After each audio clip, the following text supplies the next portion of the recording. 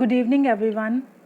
A warm welcome to all the listeners of Dhumkudiya Radio Live.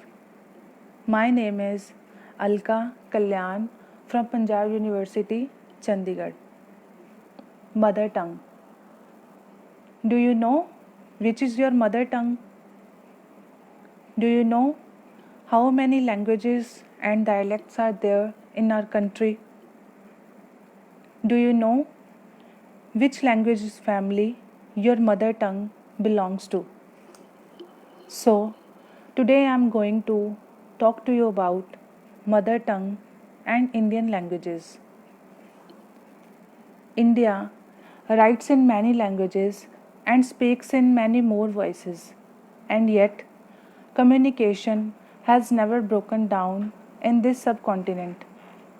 With about 2.4% of the world's land surface and a total of 16% of the world's population from India, a country study by James Hedsman and Robert L. Waldman, Federal Research Division, 1995, suggests that India houses, according to one estimate, 1,652 mother tongues, including 103 foreign mother tongues.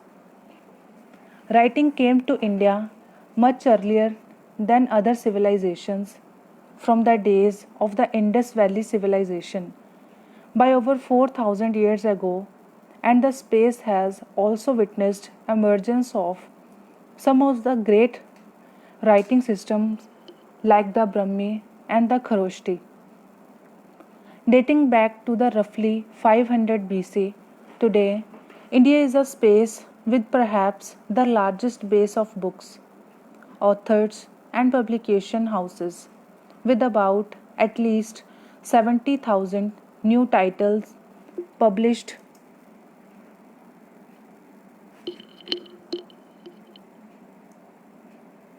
every year, enjoyed by over 600 million readers of books in India.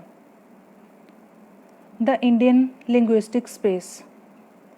The earliest form of speech in India were reflected in the texts such as Rig Veda, the Brahmanas, and the Upanishads, the oldest preserved from which the Indian literary traditions of verses have sprung.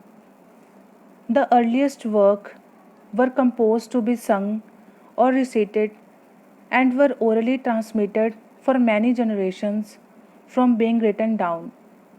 The oldest among them are the thousands old hymns of the Rig Vedas dating back to 2 millennium BC, composed in what is called the Vedic Sanskrit. The Vedas, which derived from the root with to know, tried capturing knowledge that come from the quest for the unknown. The Indian literary tradition demonstrates the early Indian creative writers interacted very closely with critical thinkers, and a very rich interpretive tradition developed, such as the excelled in literary creativity in a number of genres, beginning from the poetry and in its epic from the storytelling as well as to the dramas. While a lot of these early texts dabbled with the idea of the sacred, even the most revered texts, like the Vedas, demonstrate that there were streak of both in its body. The early literary theoreticians could identify different sentiments being reflected in these writings, which have been trendsetters in world literature in many ways. The Indian linguistic space and its existence today from in the South Asia subcontinent after its independence in 1947 has been a new geopolitical identity. But India has, in all ages, been a concept more true on the mental map than being a physical reality. At the same time, she has also contributed to numerous ideas that form the basis of modern day knowledge based society. Mother tongues and languages. There are different theories about how many of these mother tongues qualify to be described as independent languages. Even Sir George Gearson's 12-volume Linguistic Survey of India from 1903 to 1923, material from which was collected in the last decade of the 19th century, has identified 179 languages and 544 dialects. One of the early census reports also showed 188 languages and 49 dialects. Out of these mother tongues, 184 or at least 112 had more than 10,000 speakers. There are other estimated that would put the number higher or lower. For instance, the Encyclopedia People of India series of the Anthropological Survey of India identifies 75 major languages out of a total of 325 languages used in Indian households. Reports India as a home of 398 languages, including 387 living and 11 extinct languages. Most importantly, as early as in the 1990s, India was reported to have 32 languages with 1 million or more speakers. The People of India also reports that there are 25 systems in India that are in active use as in 1990s. The results of 1989 survey titled The Written Language of the World, a survey of the degree and modes of use, conducted by V.S. Verma, M.P. Mahapatra, G.D. McCollins, showed that there are at least 50 Indian languages in which writing and publishing are done in quantity. The writing system. The Indus Valley Script. The Indus Valley Script was a product of the now well known Indus Valley Civilization. The Greater Indus region was home to the largest of the four ancient urban civilizations, other being the Egyptian, Mesopotamia, and Chinese civilization. Most of its reign remained to the fully studied as nothing was known about this civilization until 1920s. What is more, the ancient Indus script has not yet been, although there have been many claims and counterclaims. The samples of Indus Valley script are huge, about 1,000 settlements spreading all of modern Pakistan and parts of India and Afghanistan.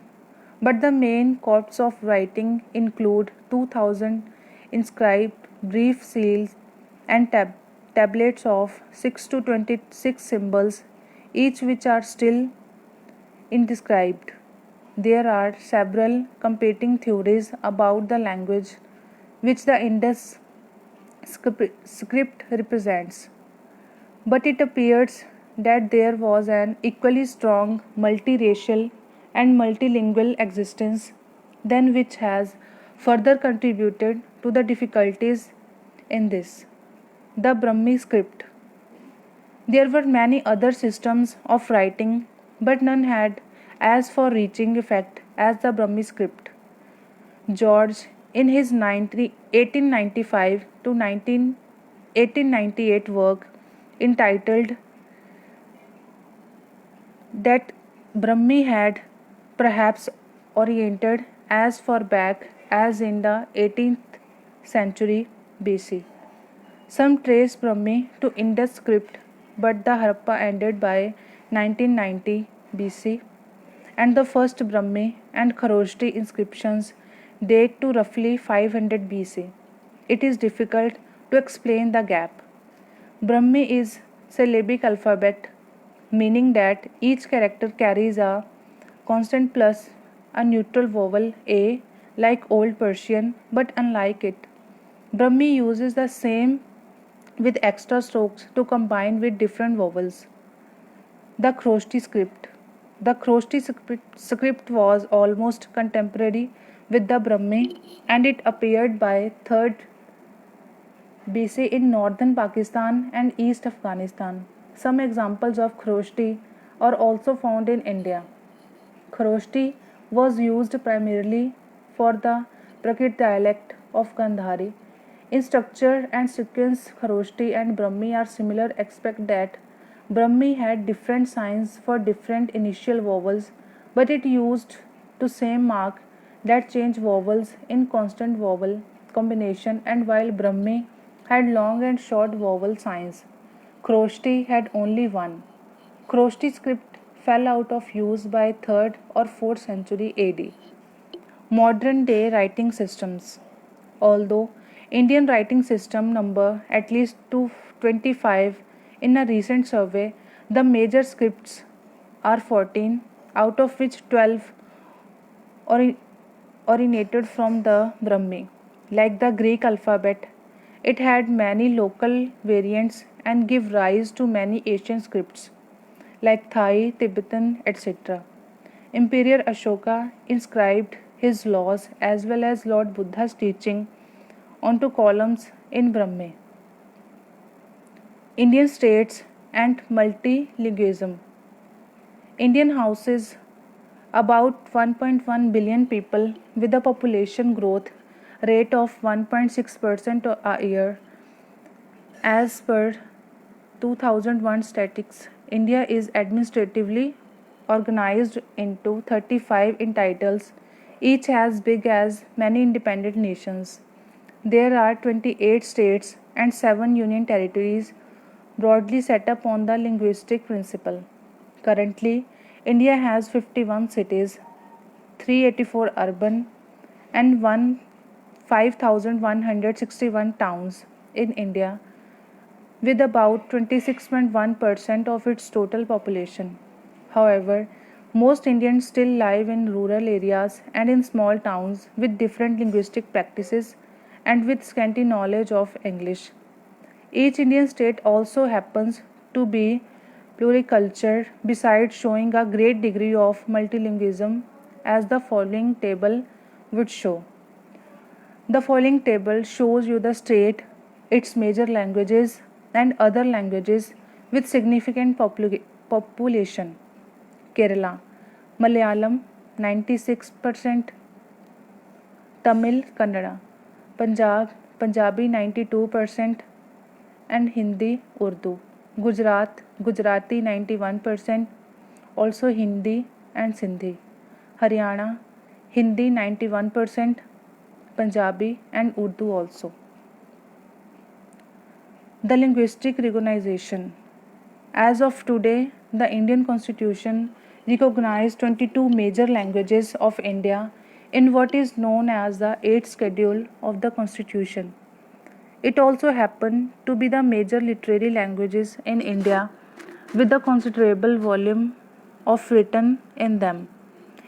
They include, besides Sanskrit and the following 21 modern Indian languages: Assami, Asmi, Bangla, Bodo, Dogri, Gujarati, Hindi, Kashmiri, Kannada, Konkani, Maithili, Malayalam, Manipuri, Marathi, Nepali, Odia, Punjabi, Tamil, Telugu, Santhali, Sindhi, and Urdu. Originally, only 14 languages were included in the 18th schedule of the Indian Constitution. Bodo, Dogri, Konkani, Maithili, Manipuri, Nepali, Santhali, and Sindhi were recognized later. The first Prime Minister of India, Pandit Jawaharlal Nehru, had made this comment about the recognition of languages. The makers of our Constitution were wise in laying down that all the 13 and 14 languages were to be national languages. There is no question of any one languages being more a national language than the other.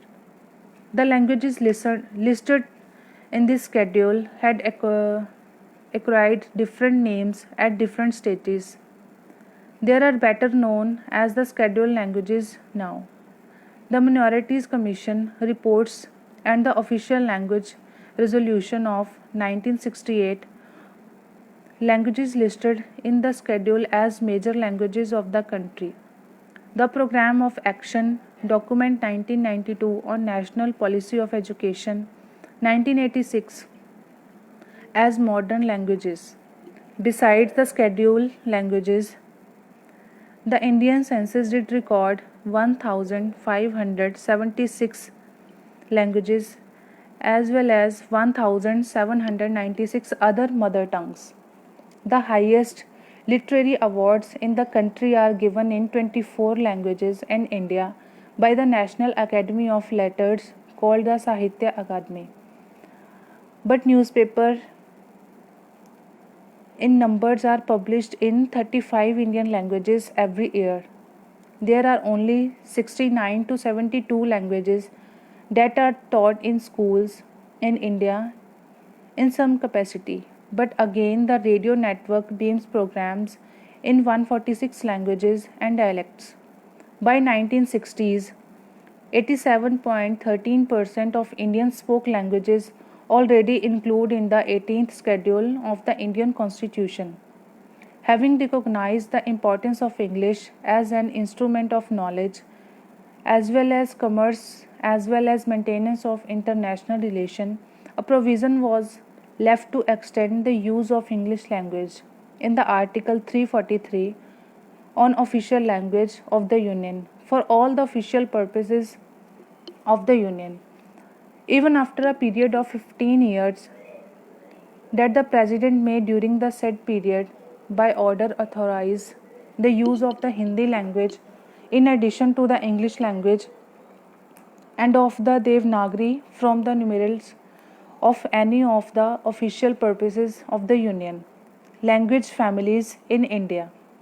It is estimated that there have been great movement of people and races that made it possible for India to be the home for so many ethnic groups.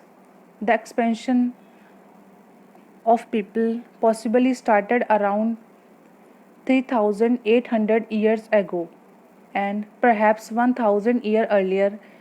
Indo-European speakers from the south of the Urals, north of the Black Sea and the western Kazakhstan moved in western and in eastern direction and finally moved to the south, mixing with Dravidians or the other original inhabitants of the South Asian region.